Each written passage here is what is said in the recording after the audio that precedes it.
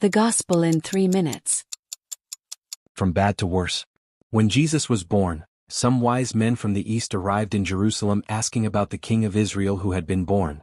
When King Herod and the residents of Jerusalem heard about this, they became worried. You would be too if you were at risk of handing over the government to someone else. And the government of your life, would you hand it over to Jesus? Or would you do anything to avoid that?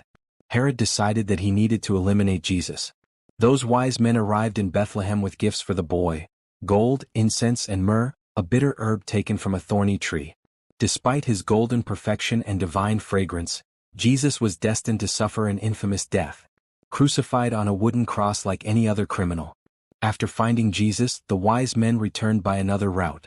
No one goes back the same way after such an encounter. And no one has such an encounter unless they listen to the voice of the one who said, "I am the way." When Joseph learned that Herod intended to kill the boy, he fled to Egypt with Jesus and Mary, and only returned after Herod's death, settling in Nazareth.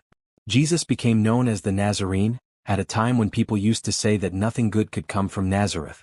Can you understand this? God comes into the world in a stable, spends his first nights in a cattle-feeding trough, lives as a refugee in exile, and ends up living in a despised little town with low-class people. Do you know what that is?